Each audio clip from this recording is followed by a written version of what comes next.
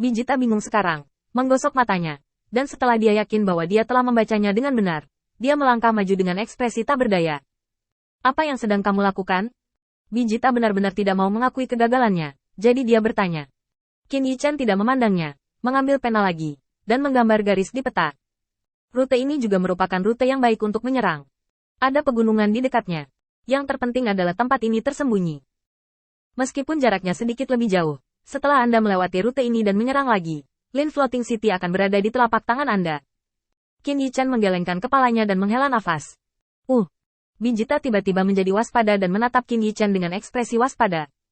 Apa maksudmu? Qin Yichan mengangkat kepalanya dan melirik Bijita, lalu ke Floralin.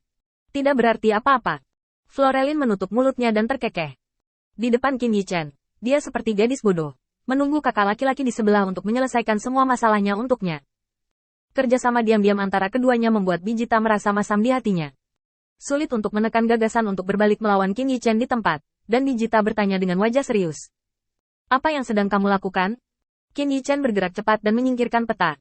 Dengan batuk ringan, dia membungkus sedikit ke Floraline. Maka masalah ini diselesaikan seperti ini. Saya menantikan kerjasama ini. Saya berharap kita dapat mencapai tingkat persahabatan yang baru melalui kerjasama ini. Tentu saja, jika kamu mau, aku juga bisa membawa orang-orang percaya dari kuil Lord Cahaya ke sini segera, tapi kurasa ini tidak perlu. Floraline tersenyum sedikit, dan dalam senyum tipis itu, ada ambiguitas yang tak terhitung jumlahnya.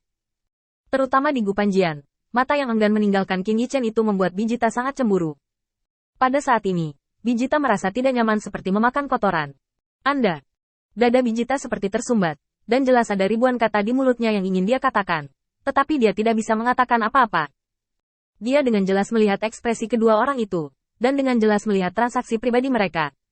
Tapi, pada akhirnya, semua kata tak terhitung. Semua bukti yang dia temukan sebelumnya tidak dapat meyakinkan kejahatan Qin Yichan, tetapi malah sangat menambah rasionalitas perjalanan Qin Yichan.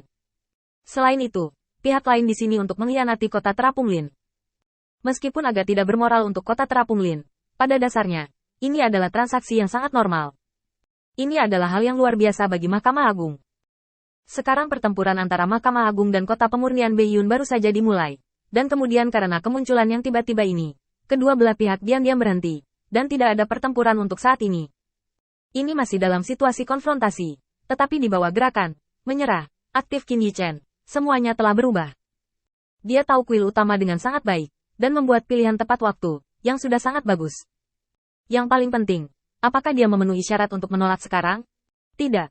Bahkan jika dia menolak, itu adalah urusan Frodro, dan bukan gilirannya untuk membandingkan menara.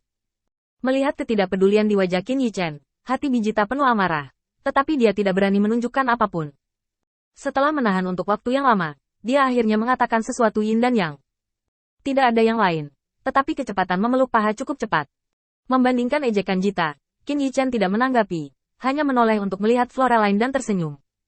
Ngomong-ngomong, aku dengar ada banyak bunga bermekaran di gunung gantung di luar kota Terapung Lin. Apakah kamu bebas untuk pergi dan melihat?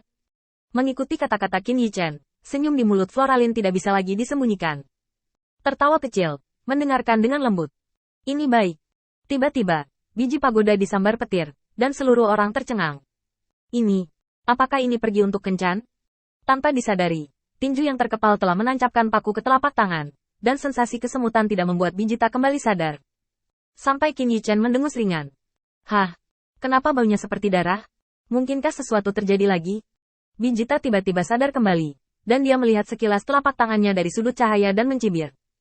Tidak damai di kamp baru-baru ini, dan saya tidak tahu siapa yang menyebabkan momok itu. Dalam waktu singkat ini, Bijita sekali lagi meledak dalam kecerdasan di bawah tekanan Qin Yichan, dan sekali lagi menemukan cara untuk menghadapi Qin Yichan. Mereka adalah orang-orang yang membuat banyak keributan di kamp baru-baru ini.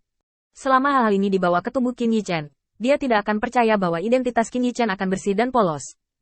Ini jelas tidak mungkin. Bahkan dia memiliki rahasia yang tak terhitung jumlahnya daripada Jita, dan dia hanyalah seorang malaikat kecil. Dan orang-orang besar itu memiliki lebih banyak rahasia. Selama satu atau dua diidentifikasi dan ditargetkan, mungkin ada ruang untuk perubahan haluan dalam masalah ini.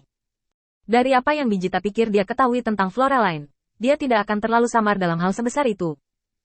Dengan strategi seperti itu, Bijita memanfaatkan situasi dan berkata, ini benar-benar sakit kepala. Saya tidak tahu apakah Anda punya petunjuk, Tuan Cahaya. Qin Yichan menggelengkan kepalanya dengan tegas. Tidak. Setelah keheningan singkat, Bijita tiba-tiba berbicara. Yah, karena kamu tidak memiliki petunjuk apapun, bantu kami dan cari tahu di mana orang-orang ini bersembunyi.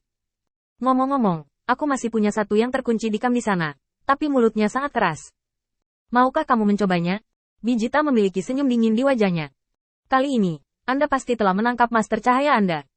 Jika Anda tidak dapat meminta petunjuk, Anda dan mereka adalah kaki tangan. Tetapi jika Anda melakukannya, itu adalah pengabaian pion di antara kaki tangan. Lagi pula, mulut orang itu terlalu sulit untuk bertanya apapun. Anda dapat mengajukan pertanyaan segera setelah tuannya keluar. Jelas ada masalah. Bijita sudah menyiapkan jebakan, tinggal menunggu Qin Yichan melompat masuk. Bijita lebih puas dengan rencana ini. Lagi pula, jarang bawahannya memiliki ide seperti itu untuk dibersihkan. Qin Yichan sedikit mengernyit, dan tidak banyak bicara tentang masalah ini, hanya memandang Floralin. Kalau begitu aku akan menyelidikinya. Kamu tunggu di sini. Aku akan kembali dengan berita nanti. Florin tersenyum dan mengangguk. Ini adalah arah dari rencana yang Qin Yichan dan Floralin tetapkan di awal. Yang terbaik adalah mereka tidak muncul pada saat yang sama. Lagi pula, pihak lain sudah tahu dengan sangat jelas seberapa besar kebencian Floralin pada mereka. Adapun Qin Yichan, identitas orang luar yang terlibat jelas tidak begitu penting. Mungkin itu akan memberi Qin Yichan kesempatan. Melihat persetujuan Qin Yichan, Bijita tidak sabar menunggu. Oke, ayo pergi sekarang. Qin Yichan sedikit mengangguk. Jangan khawatir.